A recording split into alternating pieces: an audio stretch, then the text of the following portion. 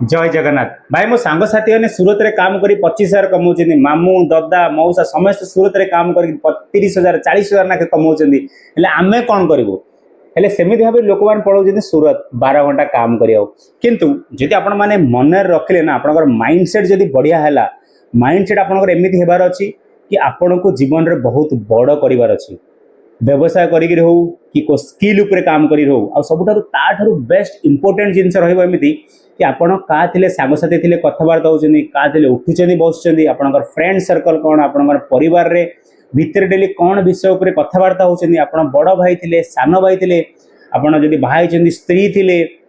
का थिले भी कोन कथबार्ता होचनी ना से जिनसटा बहुत दरकार आपण को लोक मानक साथी रे उठुचनी बसचनी से जिनस दरकार सोशल मीडिया रे आपण कोन जिनस देखुचनी से जिनसटा भी निहाती दरकार त हम चैनल को आपण मान जे सब्सक्राइब करछन आपण मान जानि पारथुवे माइंडसेट सब दिन भलो रहबार अछि माइंडसेट सबुदिन उपरू रही अच्छे आप भावीदे ना कि आपको मासक 4 लाख 5 लाख कमेबार अच्छी ए बिजनेस निहाती कमे पारे आपड़ जब भावीदे कि आपरे एडिटिंग स्किल अच्छी से स्किल हिसाब से पैसा कमेबार अच्छी डेफिनेटली आपने कमे पारे प्रथम विचार शक्ति बहुत टॉप लेवल करूँ भाववाटा निश्चिंत बहुत दरकार बहुत बड़ भाववा निश्चिंत दरकार आजिकल ओडिशावासी मैंने नॉर्मल गोटे चा पान दुकान खोलदेली पूरी तरकार दुकान खोलदेली गोटे सान शाढ़ी दुकान गोटे खोलिबा घर दुकान खोलिबा से सब विचार सान व्यवसाय हो कि सान